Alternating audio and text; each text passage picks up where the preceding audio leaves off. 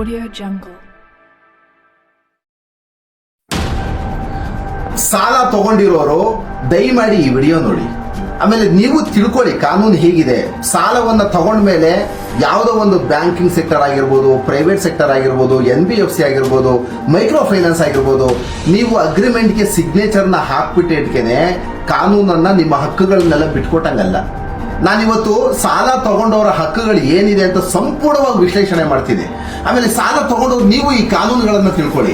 ನಿಮ್ಮ ಸ್ನೇಹಿತರಿಗೂ ಸಹ ಈ ವಿಡಿಯೋವನ್ನು ಶೇರ್ ಮಾಡಿ ದಯಮಾಡಿ. ಆಮೇಲೆ ಏನಾಗ್ಬಿಟ್ಟಿದೆ ಅಂದ್ರೆ ಇವತ್ತು ಪ್ರತಿಯೊಬ್ಬರೂ ಸಹ ಈ 50,000 1 ಲಕ್ಷ ಸಾಲಕ್ಕೆ ಹೆದರಿ ಸೂಸೈಡ್ಗಳನ್ನ ಮಾಡ್ಕೊಳ್ತಿದ್ದಾರೆ.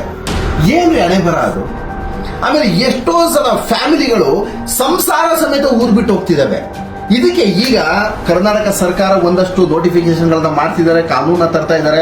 ನಮ್ಮ ಬೆಂಗಳೂರು ಕಮಿಷನರ್ ಆದ ದಯಾನಂದ್ ಅವರನ್ನು ಇವತ್ತು ಏನೋ ನೋಟಿಫಿಕೇಶನ್ ಮಾಡ್ತೀನಿ, ಆದಷ್ಟು ಬೇಗ ಗ್ರಾಹಕರ ಸಂರಕ್ಷಣೆಗೆ ಏನೇನು ಕಾನೂನುಗಳನ್ನ ತರಬೇಕು ಆ ಕಾನೂನುಗಳನ್ನ ತರ್ತೀನಿ ಅಂತ ಹೇಳಿದ್ದಾರೆ. ಆದಷ್ಟು ಬೇಗ ಬರುತ್ತೆ. ಆದ್ರೆ ಈ ಹಿಂದೆನೆ ಆಲ್ರೆಡಿ ಎಲ್ಲಾ ಕಾನೂನುಗಳು ಸಹ ಗ್ರಾಹಕರ ಪರವಾಗಿ ಇರುವಂತದ್ದು. ದಯಮಾಡಿ ನೀವು ತಿಳ್ಕೊಳ್ಬೇಕಾಗ್ತದೆ. ಆಮೇಲೆ ಈ ಬ್ಯಾಂಕಿಂಗ್ ಸೆಕ್ಟರ್ಗಳು ಎಷ್ಟು ಮಟ್ಟಿಗೆ ನಿಮ್ಮನ್ನ ರಕ್ತವನ್ನ ಹೀರಿ ಸುಲಿಗೆ ಮಾಡ್ತಿದ್ದಾವೆ ಅಂದ್ರೆ, ಬ್ಯಾಂಕಿಂಗ್ ಸೆಕ್ಟರ್ಗೆ ನಿಮ್ಗೆ ಸರ್ವಾಧಿಕಾರವನ್ನ ಕೊಟ್ಟಿರೋರು ಯಾರ್ರಿ? ಆಮೇಲೆ ದಯಮಾಡಿ ಸಾರ್ವಜನಿಕರ ಅರ್ಥ ಮಾಡ್ಕೊಳ್ಬೇಕು. ಯಾವ್ದೋ ಒಂದು ಇಲ್ಲದೆ ಇರುವಂತದ್ದು ಒಂದು 25-30 ಪೇಜ್ಗೆ ಅಗ್ರಿಮೆಂಟ್ ಸಿಗ್ನೇಚರ್ ಹಾಕೊಟ್ಟಿರ್ಕೆ ನಮ್ಮ ಹಕ್ಕುಗಳನ್ನೆಲ್ಲ ಬಿಟ್ಕೊಟ್ಟಿದೀವಿ ಅಂತಲ್ಲ. ಕಾನೂನು ಬ್ಯಾಂಕಿಂಗ್ ರೆಗ್ಯುಲೇಷನ್ ಆಕ್ಟ್ ಇದೆ, RBI ಆಕ್ಟ್ ಇದೆ. ನಮ್ಮಲ್ಲಿ ನಿಮ್ಮ ಗ್ರಾಹಕರಿಗೆ ಯಾವುದೇ ರೀತಿಯಾದಂತ ತೊಂದರೆ ಆದಂತ ಕ್ಷಣದಲ್ಲಿ ಆರ್ಬಿಟ್ರೇಷನ್ ಕೋರ್ಟ್ಗಳಿದೆ, ಕಮರ್ಷಿಯಲ್ ಕೋರ್ಟ್ ಇದೆ, ನಮ್ಮ ಸಿವಿಲ್ ಕೋರ್ಟ್ ಇದೆ. ಏನು ಕಾನೂನುಗಳು ಯಾಕಿರುವಂತದ್ದು? ಪೊಲೀಸ್ ಅಧಿಕಾರಿಗಳು ಯಾಕಿರುವಂತದ್ದು? ವಕೀಲರು ಯಾಕಿರುವಂತದ್ದು? ಆಮೇಲೆ ನಮ್ಮ ಬ್ಯಾಂಕಿಂಗ್ ಸೆಕ್ಟರ್ ಅವ್ರಿಗೆ ಒಂದಷ್ಟು ವಿಚಾರ ಹೇಳೋದಕ್ಕೆ ಇಷ್ಟಪಡ್ತೀನಿ. ಆಮೇಲೆ ನೀವು ನಮ್ಮ ಜನಗಳನ್ನೆಲ್ಲ ರಕ್ತವನ್ನು ಸುಲಿಗೆ ಮಾಡ್ಬಿಟ್ಟು ರಿಕವರಿ ಮಾಡ್ತಾ ಇದ್ರಲ್ಲ ಏಜೆನ್ಸಿಗಳಿಗೆ ಅಂತ ಕೊಟ್ಬಿಟ್ಟು, ನಿಮ್ಗೆ ಈ ಸರ್ವಾಧಿಕರಣ ಧೋರಣೆಯನ್ನ ಮಾಡಿ ಅಂತ ಹೇಳಿದವರು ಯಾರು? ಆಮೇಲೆ ಜನಸಾಮಾನ್ಯರು ದಯಮಾಡಿ ಅರ್ಥ ಮಾಡ್ಕೊಳ್ಳಿ. ಈ ಶ್ರೀ ಶಕ್ತಿ ಸಂಘಗಳು ಅಂತ ಮಾಡ್ಕೊಂಡಿದ್ದೀರಲ್ಲ, ಇದು ಎಷ್ಟು ಮಟ್ಟಕ್ಕೆ ಸರಿ? ಆಮೇಲೆ ನಮ್ಮಲ್ಲಿ RBI ಏನ್ ಗೊತ್ತಾ ಹೇಳೋದು, ಜನಸಾಮಾನ್ಯರು ದಯಮಾಡಿ ಅರ್ಥ ಮಾಡ್ಕೊಳ್ಬೇಕಿದು. ಎಲ್ಲ ಪ್ರತಿಯೊಂದು ಬೆಂಗಳೂರಿನಿಂದ ಹಿಡಿದು ಇಡೀ ಭಾರತದಾದ್ಯಂತ ಮೈಕ್ರೋ ಫೈನಾನ್ಸ್ ಗಳು ಮಾಡ್ಕೊಂಡಿದೆ. ಎಂತ ದಂಧೆ ಗೊತ್ತಾ ಅದು. ಆಮೇಲೆ ನಮ್ಮ ಹಳ್ಳಿಗಳಲ್ಲಿ ಏನು ಶ್ರೀ ಶಕ್ತಿ ಸಂಘಗಳಂತೆ, ಅದ್ಯಾವುದೋ ಕಿತ್ತೋದು ಸಂಘಗಳಂತೆ, ಆಮೇಲೆ ಅದ್ಯಾವುದೋ ಧರ್ಮಸ್ಥಳ ಸಂಘ ಅಂತೆ, ಕಾವೇರಿ ಕಲ್ಪತರು ಸಂಘ ಅಂತೆ, ಅದೇನು SSG, ಒಂದು 100 ತರ ಸಂಘಗಳಿದೆ ಬರೀ. ನಮ್ಮಲ್ಲಿ RBI ರೂಲ್ಸ್ ಏನಂತದ್ದು ಗೊತ್ತಾ? ಯಾವುದೇ ಒಬ್ಬ ವ್ಯಕ್ತಿ ಆದಾಯಕ್ಕೆ ಗಳಿಕೆಗೆ ಸಂಬಂಧಪಟ್ಟಂತೆ ಅವನ ಆದಾಯಕ್ಕೆ ಜೀವನ ಮಾಡ್ಕೊಳ್ಳೇಬೇಕಲ್ಲ. ಈಗ ಒಂದು 50,000 ರೂಪಾಯಿ ಸಂಬಳ ಬರ್ತಾ ಇರ್ತದೆ ಅಂತ ತಿಳ್ಕೊಳ್ಳಿ. ಅವನ ಜೀವನೋಪಾಯಕ್ಕೆ ಒಂದು 50% ಬಿಟ್ಟು 50% ಮಾತ್ರ ನೀವು ಲೋನ್ ಕೊಡಿ ಅನ್ನೋದು ಇದು ಕಾನೂನು. ಇದು ಜೀವನವನ್ನು ಮಾಡ್ಕೊಳ್ಬೇಕು, ಈ ಕಡೆ ಸಾಲವನ್ನು ತೀರಿಸಬೇಕು. ಇದನ್ನ ಮೀರಿ ಇವತ್ತು ಏನ್ ಮಾಡ್ತಿದ್ದಾರೆ ಗೊತ್ತಾ? ಅದು ನಮ್ಮ ಹಳ್ಳಿಗಾಡಿನಲ್ಲಿ ಏನು ನೀವೆಲ್ಲ ಕಮ್ಮಿ ಅಂದ್ರೆ 1 ಕೋಟಿ 1.5 ಕೋಟಿ ಹೆಣ್ಣು ಮಕ್ಕಳು ಇವತ್ತು ಸಾಲ ತಗೊಂಡಿದ್ದಾರಲ್ಲ. ಎಂಡೇರು ಮೈಕ್ರೋ ಫೈನಾನ್ಸ್, ಒಂದು 100 ಮೈಕ್ರೋ ಫೈನಾನ್ಸ್ಗಳು ಬಂದಿದೆಯಲ್ಲ. ಆ ಹೆಣ್ಣು ಮಕ್ಕಳೆಲ್ಲ ಬರೀ ಹಾಲು ಹಾಕಿ ಜೀವನವನ್ನ ಮಾಡ್ತಾ ಇರುವಂತವ್ರು, ವ್ಯವಸಾಯವನ್ನ ಅವಲಂಬನೆ ಮಾಡಿ ಜೀವನವನ್ನ ಮಾಡ್ತಿರುವಂತವ್ರು. ಅಂತವ್ರಿಗೆ ನೀವು ಒಂದೊಂದು ಮೈಕ್ರೋ ಫೈನಾನ್ಸ್ ಅಲ್ಲಿ 55,000 ಸಂಬಳ ಕೊಡ್ತಾ ಇದ್ದೀರಾ. ಅಂದ್ರೆ 55,000 ಲೋನ್ಗಳನ್ನ ಕೊಡ್ತಾ ಇದ್ದೀರಾ. ಅದು ಒಂದು 10 ಮೈಕ್ರೋ ಫೈನಾನ್ಸ್ 10 ಕೊಟ್ರೆ 5 ಲಕ್ಷ ಆಯ್ತು. ಆಮೇಲೆ ವಾರಕ್ಕೆ ನೀವು ಕಂತನ್ನ ಕಟ್ಟಿ ಅಂತ ಯಾವ ನೋಟಿಫಿಕೇಶನ್ ಹೇಳಿದ್ರೆ ನಿಮ್ಗೆ? ಯಾವ್ದೊಂದು RBI ನೋಟಿಫಿಕೇಶನ್ ಹೇಳಿದ್ರೆ ನಿಮಗೆ ನೀವೇ ಎಲ್ಲ ಮಾಡ್ಕೊಬಿಟ್ಟಿದ್ರೆ. RBI ಒಂದು ಲೈಸೆನ್ಸ್ ಕೊಡೋದು ಏಕೆ ಅಂದ್ರೆ, ನಿಮ್ಮಲ್ಲಿ ಬಂಡವಾಳ ಇದೆ, ನಿಮ್ಮ ಬಂಡವಾಳ ಸಾರ್ವಜನಿಕರಿಗೆ ಸಂಪರ್ಕ ಮಾಡಿ, ಸಾರ್ವಜನಿಕ ಅನುಕೂಲಕರವಾಗ್ಲಿ ನಿಮ್ಮ ದುಡ್ಡನ್ನ ಬಳಕೆ ಮಾಡಿಕೊಂಡು ಕಮ್ಮಿ ಇಂಟ್ರೆಸ್ಟ್ ಅಲ್ಲಿ ನೀವು ಗಳಿಕೆ ಮಾಡಿಕೊಂಡು ಜನಗಳಿಗೆ ಒಳ್ಳೇದಾಗ್ಲಿ ಬಿಡಿ ಅಂತಾನೆ ಕಾನೂನು ನಿಮ್ಗೆ ಅಧಿಕಾರ ಕೊಟ್ಬಿಟ್ಟು ಕೂರಿಸಿರುವಂತದ್ದು ಬ್ಯಾಂಕ್. ಬಟ್ ನೀವು ಮಾಡ್ತಾ ಇರೋದು ಏನು? ವಾರ ಕಟ್ಟಿಸ್ತೀರಾ. ಆ ವಾರದಲ್ಲಿ ಒಂದು EMI ಕಟ್ಟಲಿಲ್ಲ ಅಂದ್ರೆ ಆ ವಾರದ ಕಂತಿಗೆ ಬಡ್ಡಿ ಹಾಕ್ತಿರಲ್ಲ. ಇದು ಎಷ್ಟು ಮಟ್ಟಿಗೆ ಸರಿ? ಆಮೇಲೆ ಆದಾಯವೇ ಬರ್ದರೆ ಇರುವಂತ ಹೆಣ್ಣು ಮಕ್ಕಳಿಗೆ ನೀವು ಸಾಲವನ್ನ ಕೊಡಿ ಅಂತ ಯಾವ ಕಾನೂನು ಹೇಳಿದೆ? ಯಾರಾದ್ರೂ ಒಂದು ಕಾನೂನ ನಮಗ್ ತೋರಿಸ್ರಿ. ಹೆಣ್ಣು ಮಕ್ಕಳಿಗೆ ಅವಳ ಆದಾಯನೇ ಇಲ್ಲ ಪಾಪ, ವ್ಯವಸಾಯವನ್ನ ಮಾಡುವಂತದ್ದು. ನೀವು ಕ್ರಾಪ್ ಲೋನ್ ಏನಾದ್ರು ಕೊಡ್ತಾ ಇದ್ದೀರಾ? ಅಥವಾ ಬೆಳೆ ಸಾಲ ಏನಾದ್ರು ಕೊಡ್ತಾ ಇದ್ದೀರಾ? ಯಾವುದೂ ಇಲ್ಲ. ಬರೀ ಬಡ್ಡಿ ದಂಧೆ. ವಾರ ಕಟ್ಟಿ ಅಂದ್ರೆ 10 ವಾರ 20 ವಾರ 1 ವರ್ಷಕ್ಕೆ ತೀರಿಸಬೇಕು ಅಂದ್ರೆ ಕಾನೂನು ಯಾಕಿರೋದು? ಈ ಬ್ಯಾಂಕಿಂಗ್ ಸೆಕ್ಟರ್ ಮತ್ತೆ ಏಜೆನ್ಸಿಗಳನ್ನ ಸುಮ್ಮನೆ ಬಿಡ್ಬೇಕಾ ಕಾನೂನು? ಈಗ ಕಾನೂನು ಮಾಡ್ತಿದ್ದಾರೆ. ನಿಮಗೆಲ್ಲ ಆದಷ್ಟು ಬೇಗ ಒಳ್ಳೊಳ್ಳೆ ಶಿಕ್ಷೆಗಳಾಗ್ತದೆ. ಆಮೇಲೆ ಸಮಸ್ಯೆಗಳು ಏನಾಗ್ಬಿಟ್ಟಿದೆ ಗೊತ್ತಾ ಸ್ನೇಹಿತರೆ? ಒಂದು ನೀವೆಲ್ಲ ಅರ್ಥ ಮಾಡ್ಕೊಳ್ಳಿ. ಜನಸಾಮಾನ್ಯರು ಅಂದ್ರೆ ಏನು ಹೆಣ್ಣು ಮಕ್ಕಳಿಗೆ ಅವಳಿಗೆ ಆದಾಯನೇ ಇಲ್ಲ, ಬಡ್ಡಿಗೆ ಸಾಲ ಕೊಡ್ತಾರೆ. ಪಾಪ ಆಕೆ ಹೋಗಿ ಎಲ್ಲಿ ಕಟ್ಟಬೇಕು? 50,000 ಸಾಲ ತಗೊಳ್ಳೋದು, ಆ ಸಾಲಕ್ಕೆ ಆ ಇಟ್ಟು 50,000 ರೂಪಾಯಿ ಬಂದಿರುತ್ತಲ್ಲ ಮನೇಲಿ ಬೀರುನಲ್ಲಿ ಇಟ್ಟಿರ್ತಾಳೆ ಪಾಪ, ಅದಕ್ಕೆ 2,000 ಕಟ್ಕೊಂಡು ಹೋಗ್ತಾ ಇರೋದು ಬಾರ, ಅದಕ್ಕೆ ಇಂಟ್ರೆಸ್ಟ್ ಕಟ್ಟಿ ಸೇರ್ಸೋದು. ಆಮೇಲೆ ಆ 50,000 ರೂಪಾಯಿ ಸಾಲವನ್ನ ತೀರ್ಸೋದಕ್ಕೆ ಎಲ್ಲ 10,000 20,000 ಕಮಿಟ್ಮೆಂಟ್ ಆಗ್ಬಿಡುತ್ತೆ. ಆ ಸಾಲವನ್ನ ತೀರ್ಸೋಕೆ ಇನ್ನೊಂದು ಸ್ತ್ರೀ ಶಕ್ತಿ ಸಂಘದ ಸಾಲ ಮಾಡೋದು, ಅದನ್ನ ತೀರ್ಸೋಕೆ ಇನ್ನೊಂದು ಸಂಘದ ಸಾಲ ಮಾಡುವಂಥದ್ದು ಇದು. ಆಮೇಲೆ ಒಂದು ಬ್ಯಾಂಕ್ ಅಲ್ಲಿ ಸಾಲವನ್ನ ತೀರ್ಸಕ್ ಆಗಲ್ಲ ಅಂದಮೇಲೆ ಒಂದು ಬ್ಯಾಂಕ್ ಒಂದು ಸಲ ಲೋನ್ ಅನ್ನ ಕೊಟ್ಟ ಮೇಲೆ ಅದೇ ವ್ಯಕ್ತಿಯ ಮೇಲೆ 24 ಸಲ ಸಾಲ ಕೊಡೋದು ನಿಮ್ಗೆ ಯಾವನ್ರಿ ರೈಟ್ಸ್ ಕೊಟ್ಟಿರುವಂತದ್ದು? ಒಂದು ಸಲ ಸಾಲ ಕಟ್ಟೋದಕ್ಕೆ ಅವ್ರಿಗೆ ಆಗ್ತಾ ಇಲ್ಲ, ಅಲ್ಲಿ 24 ಬ್ಯಾಂಕ್ಗಳಲ್ಲಿ ಸಾಲ ಕೊಡ್ತೀರಾ, ನಿಮ್ಗೆ ಯಾರು ಉಗಿಯೋರಿಲ್ಲ ಹೊಡೆಯೋರಿಲ್ಲ ನಿಮ್ಗೆ ಬ್ಯಾಂಕ್ ಅವ್ರಿಗೆ. ಆಮೇಲೆ ಆ ರಿಕವರಿ ಏಜೆನ್ಸಿಗಳು ನಿಮ್ಮ ಮನೆ ಹತ್ರ ಬಂದು ಗಲಾಟೆ ಮಾಡಿದ್ರು ಒಡವಿ ಬೂಟಲ್ಲಿ ಆ ಲೋಫರ್ಗಳಿಗೆ ನೀವ್ ಯಾಕೆ ಜನ ನೀವು ಕಂಗೆಡ್ತಾ ಇದ್ದೀರಾ? ನೀವ್ ಯಾಕೆ ಹೆದರ್ಕೊಂಡು ಊರ್ ಬಿಟ್ಟು ಹೋಗ್ತಾ ಇದ್ದೀರಿ? ಇವತ್ತು ನಾನು ನೋಡಿದ್ದೀನಿ, ಯಾವ್ದು ಹಾಸನದಲ್ಲಿ ಒಬ್ರು ಸೂಸೈಡ್ ಮಾಡ್ಕೊಂಡವ್ರು. ಯಾರು ನಿಮ್ಗೆ ಹೇಳಿರೋದು? ಸೂಸೈಡ್ ಅನ್ನ ಮಾಡ್ಕೊಳ್ಳೋ ಲೆವೆಲ್ಗೆ ನೀವು ಚಿತ್ರ ಹಿಂಸೆಯನ್ನ ಕೊಡ್ತಾ ಇದ್ದೀರಾ ಸಾಲ ವಸೂಲಿ ಮಾಡೋ ನೆಪದಲ್ಲಿ ಅಂದ್ರೆ ಕಾನೂನಿನ ಭಯನೇ ಇಲ್ವಾ ನಿಮ್ಗೆ? ಹಂಗಾದ್ರೆ ಆಮೇಲೆ ಪಾಪ ನಮ್ಮಲ್ಲಿ ಇಲ್ಲಿ ಬೆಂಗಳೂರಲ್ಲಿ ಏನಾಗುತ್ತೆ, ಒಂದು ಫ್ಯಾಕ್ಟ್ರಿನಲ್ಲಿ ಕೆಲಸ ಮಾಡ್ತಾ ಇರ್ತಾರೆ, ಒಂದು IT-BT ಕಂಪ್ನಿ LPO BPOಗಳಲ್ಲಿ ಕೆಲಸ ಮಾಡ್ತಾ ಇರ್ತಾರೆ. ಆತನಿಗೆ ಬರುವಂತದ್ದು 50,000 ಸಂಬಳ ಅಥವಾ 1,00,000 ರೂಪಾಯಿ ಸಂಬಳ ಬರುತ್ತೆ ಅಂತ ತಿಳ್ಕೊಳ್ಳಿ. ಈ ಕ್ರೆಡಿಟ್ ಕಾರ್ಡ್ ದಂಧೆ ಹೇಗಾಗಿದೆ ಗೊತ್ತಾ? 10 ಬ್ಯಾಂಕಲ್ಲಿ ಕ್ರೆಡಿಟ್ ಕಾರ್ಡ್ ಕೊಡ್ತಿದ್ದಾರೆ. 1,00,000 ಡೆಬಿಟ್ ಮಾಡ್ಕೊಳ್ಳೋದಕ್ಕೆ 10 ಕಡೆ ಕೊಟ್ರೆ ಪಾಪ ಅವನ ಆದಾಯ ಏನ್ರಿ ಮಾಡಬೇಕು? ಜನಗಳಿಗೆ ಎಲ್ಲರಿಗೂ ಕಾನೂನಿನ ಅರಿವು ಇರೋದಿಲ್ಲ. ಜನಗಳಿಗೆ ಏನ್ ಬೇಕು, ಯಾರು ದುಡ್ಡು ಕೊಡ್ತಾರಲ್ಲ ಬಳಸ್ಕೊಬಿಡ್ತಾರೆ. ನೀವು ಬ್ಯಾಂಕ್ನಲ್ಲಿ ಸಾಲ ಕೊಡುವ ನೆಪದಲ್ಲಿ ಜನಗಳನ್ನ ಸಾಯಿಸುವಂತ ಯಾವ ಕಾನೂನು ಹೇಳಿದೆ?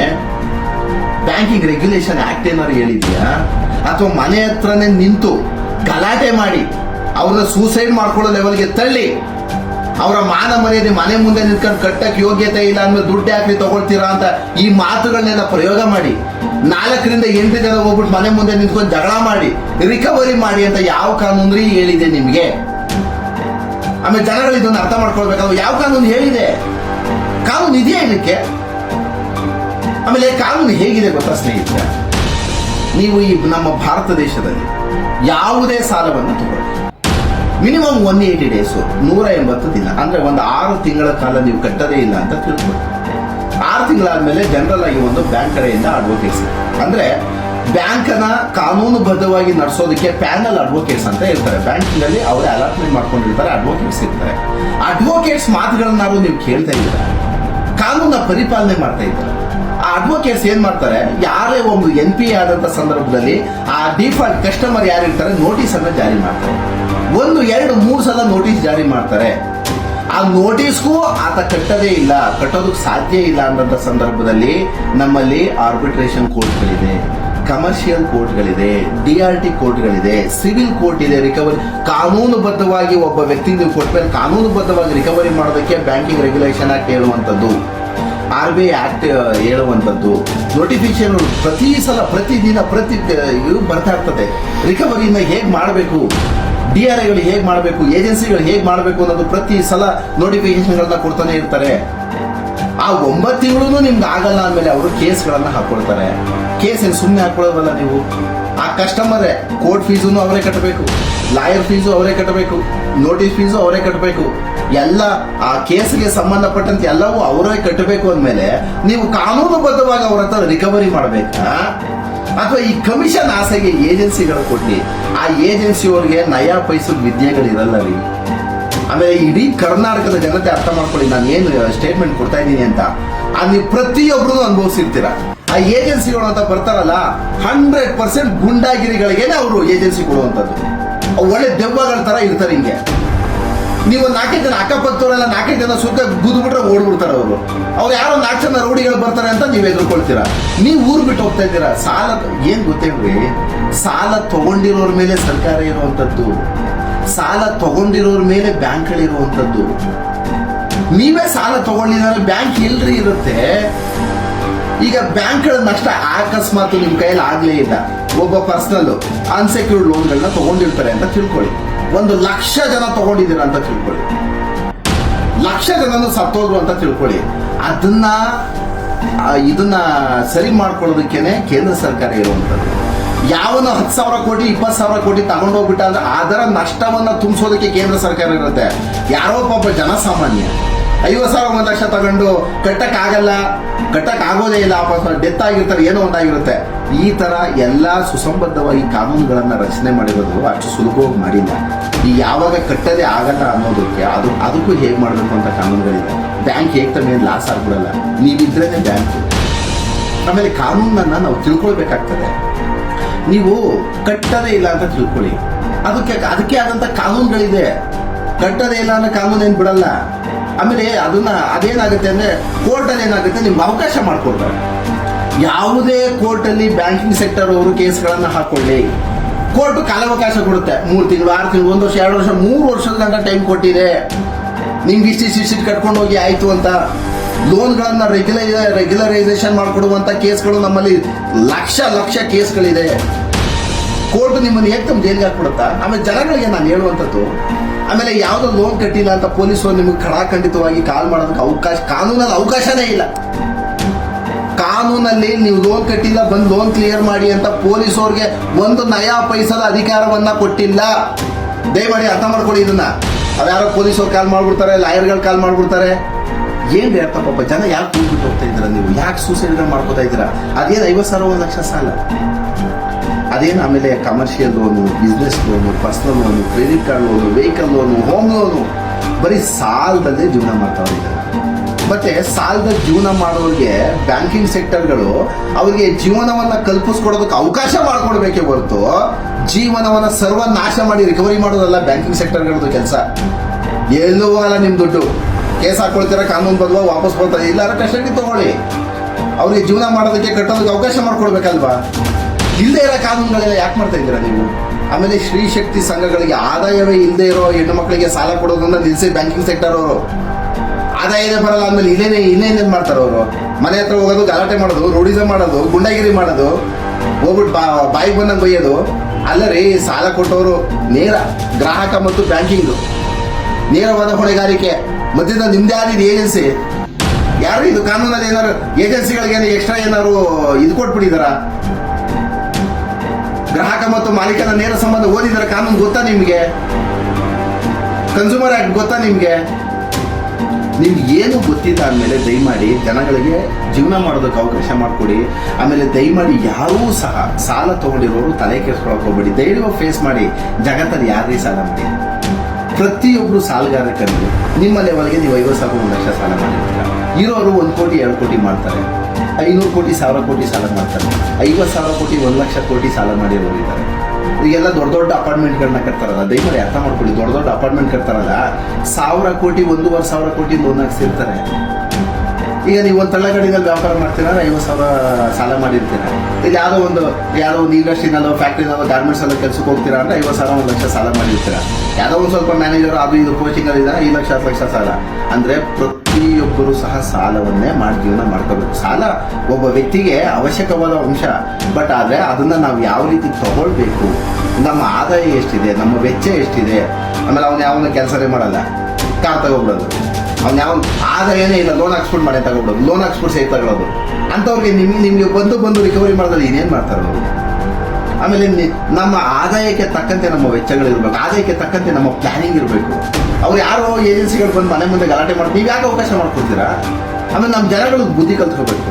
ಆಮೇಲೆ ಏನು ಜೀವನ, ಬೆಳಿಗ್ಗೆ ಎದ್ರೆ ಸಾಲ, ಗಾಡಿ ಸಾಲ, ಕಾರ್ ಸಾಲ, ಲೋನ್ ಸಾಲ, ಅದ್ಯಾವುದೋ ಮೊಬೈಲ್ ಕೆಲಸನೇ ಇಲ್ಲ ರೀ, ಕೆಲಸನೇ ಇಲ್ಲ. ಬತ್ತಾರದ 15,000 20,000 ಸಂಬಳ, 1.5 ಲಕ್ಷ ಕೊಟ್ಟು ಐಫೋನೇ ತಗೋಬೇಕಂತೆ. ಅದ್ಯಾವುದು 2.5 ಲಕ್ಷ 3 ಲಕ್ಷ ಕೊಟ್ಟು ಬುಲೆಟೇ ತಗೋಬೇಕಂತೆ. ಯಾಕೆ ಬೇಕಿದು? ಆಮೇಲೆ ನಮ್ಗೆ ಎಷ್ಟಿದೆ ಅದು ದೊಡ್ಡವ್ರು ಹೇಳಿದ್ವಾ, ಹಾಸಿಗೆ ಇದ್ದಷ್ಟು ಕಾಲು ಚಾಚು ಅಂತ. ಅದನ್ನು ನೋಡ್ಕೊಂಡು ನಾವು ಜೀವನ ಮಾಡ್ಬೇಕಾಗ್ತದೆ. ಆಮೇಲೆ ಸಾಲ ತಗೊಂಡಿರೋರು ಏನು ತಲೆ ಕೆಡಿಸ್ಕೊಬೇಡಿ. ನಿಮ್ಮನ್ನ ಸಂರಕ್ಷಣೆ ಮಾಡೋದಕ್ಕೆ ನ್ಯಾಯಾಲಯಗಳಿರುವಂಥದ್ದು, ಸಾಲಗಾರರನ್ನ ಸಂರಕ್ಷಣೆ ಮಾಡೋದಕ್ಕೆ ಕೋರ್ಟು, ನ್ಯಾಯಾಲಯ, ಪೊಲೀಸರು ಎಲ್ಲ ಇರುವಂಥದ್ದು. ಇಷ್ಟೆಲ್ಲ ಕಾನೂನಿನ ಅಂಶಗಳನ್ನು ತಿಳ್ಕೊಂಡು ಜೀವನ ಮಾಡ್ತಾರೆ. ನೀವು ಯಾರು ಹೆದರಬೇಕಾಗಿಲ್ಲ. ಕೊಡೋದೇ ಇಲ್ಲ, ಅದೇನು ಮಾಡ್ಕೋರೆ, ಅವ್ರು ಕೊಡ್ಕೋಯ್ತಾರೆ. ಕೋರ್ಟ್ ಜಡ್ಜ್ ಮುಂದೆ ಒಂಚೂರು ಅವಕಾಶ ಮಾಡಿಕೊಡಿ ಅಂದ್ರೆ ಅವಕಾಶ ಮಾಡ್ಕೊಡ್ತಾರೆ. ಯಾವ ನ್ಯಾಯಾಲಯ ತಾನೇ ನಿಮ್ಗೆ ಇವತ್ತು ಕಟ್ಟಬೇಕು, ಇಲ್ಲಿರೋ ಜೈಲಿಗೆ ಹಾಕ್ಬಿಡ್ತೀನಿ ಅಂದ್ರೆ ಯಾವುದನ್ನು ಒಂದು ಕೋರ್ಟ್ ಹೇಳ್ತೇನ್ರಿ ಆ ಥರ? ಅದಕ್ಕೆ ಆದಂಥ ಪ್ರೊಸೀಡಿಂಗ್ಸ್ ಇದೆ, ಟ್ರಯಲ್ ಇದೆ. ಅದನ್ನು ಮಾಡಿದಂಥ ತಕ್ಷಣ ಎಷ್ಟಾಗುತ್ತೆ ಅಷ್ಟು ಕಟ್ತಾರೆ, ಕೋರ್ಟ್ ಅವಕಾಶ ಮಾಡಿಕೊಡುತ್ತೆ ನಿಮಗೆ. ಯಾವ ನ್ಯಾಯಾಧೀಶ ಸಹ ಇವತ್ತಿಂಗಂತ ಇವತ್ತು ಕಟ್ಲಿ ನಾನು ಜೈಲ್ಗೆ ಹಾಕ್ತೀನಿ ಅಂತ ಯಾವ business loan, commercial loan, personal ಲೋನ್ಗಳಲ್ಲಿ ಹೇಳೋದಿಲ್ಲ. ಅದಕ್ಕೆ ಟ್ರೈನ್ ಇರುತ್ತೆ, ಒಂದು ಟೈಮ್ ತಗೊಂಡು ಕಟ್ಟಿದ್ರಾಯ್ತು. ನೀವು ಅದು ಕಾನೂನೇ ಗೊತ್ತಿಲ್ಲ ನೀವು ಊರು ಬಿಟ್ಟು ಹೋಗುವಂಥದ್ದು, ನೇಣು ಹಾಕೊಳ್ಳುವಂಥದ್ದು ದಯಮಾಡಿ ಮಾಡಬೇಡಿ ಸ್ನೇಹಿತರೆ. ಆಮೇಲೆ ಈ ವಿಡಿಯೋವನ್ನು ನೀವು ತಿಳ್ಕೊಳ್ಳಿ, ಅವರು ತಿಳ್ಕೊಳ್ಳಿ. ಯಾವುದೇ ಕಾರಣಕ್ಕೂ ಒಂಚೂರು ತಲೆ ಕೆಡಿಸ್ಕೊಬಿಡಿ. ಇವತ್ತಿಂದ ನಿಮ್ಗೇನಾದ್ರು ಜಾಸ್ತಿ ಪ್ರಾಬ್ಲಮ್ ಮಾಡಿದ್ರೆ ಸ್ಟೇಷನ್ ಹೋಗಿ ಕಂಪ್ಲೇಂಟ್ ಕೊಡಿ. ಕಾನೂನು ಬದಲಾಗಿ ಏನಿದೆ ಕೋರ್ಟ್ಗೆ ಹೋಗಿ ರಿಕವರಿ ಮಾಡ್ಕೊಳ್ಳಿ. ಅವರು ಮನೆ ಹತ್ರ ಬರೋದು, ಗಲಾಟೆ ಮಾಡೋದು, ಮತ್ತೊಂದು ಹಾಕ್ಬಿಡೋದು, ಆಮೇಲೆ ನೀವು ತಲೆ ಕೆಡಿಸ್ಕೊಬಾರ್ದು. ಬಂದ್ರೆ ವಾರ್ಡ್ ಓಡಿಸ್ರಿ. ಕಾನೂನು ಇರ್ಬೇಕಾದ್ರಲ್ಲಿ ಬಂದು ಏಕಾಏಕಿ ಮಾತಾಡ್ತಾರೆ, ಒಂದು ವಿಡಿಯೋ ಮಾಡ್ಕೊಂಡು ತಗೊಂಡೋಗಿ ಕೊಟ್ಟರೆ ಕೇಸ್ ಆಗ್ತದೆ. Final 4, final 6 ಕೇಸ್ಗಳಾಗ್ತಾರೆ. ಆಮೇಲೆ ನಾವೆಲ್ಲ ತಿಳ್ಕೊಳ್ಬೇಕಾಗ್ತದೆ ಸ್ನೇಹಿತರೆ. ಹಾಗಾಗಿ ದಯಮಾಡಿ ಸಾಲ ತೊಗೊಂಡಿರೋರು ಏನು ತಲೆ ಕೆಡಿಸ್ಕೋಬೇಡಿ, ಧೈರ್ಯವಾಗಿ ಜೀವನ ಮಾಡಿ. ಸಾಲ ಪ್ರತಿ ಸಲ ಪ್ರತಿಯೊಬ್ಬರು ತಗೊಳ್ತಾರೆ. ಇವತ್ತು ಚೆನ್ನಾಗಿದ್ರೆ ನಾಳೆ ಚೆನ್ನಾಗಿರಲ್ಲ, ಇವತ್ತು ಚೆನ್ನಾಗಿಲ್ಲದವರು ನಾಳೆ ತುಂಬ ಚೆನ್ನಾಗಿ ದುಡ್ಡು ಮಾಡಿದ್ದಾರೆ. ಅಂಥ ಉದಾಹರಣೆಗಳು ನಮ್ಮ ಸಮಾಜದಲ್ಲಿ ಬೇಜಾನಿದೆ. ಹಾಗಾಗಿ ಯಾರು ಈ ಸಾಲ ತಲೆ ಕೆಡಿಸ್ಕೊಳ್ಬೇಡಿ, ಆರಾಮಾಗಿ ಜೀವನ ಮಾಡಿ. ನಿಮ್ಮನ್ನ ಸಂರಕ್ಷಣೆ ಮಾಡೋದಕ್ಕೆ ಕಾನೂನಿದೆ. ಕಾನೂನಿನ ಮೂಲಕ ನೀವೇನು ಮಾಡಬೇಕು ಮಾಡ್ಕೊಳ್ಳಿ ಅಂತ ಹೇಳ್ತಾ ಸ್ನೇಹಿತರೆ. Thank you.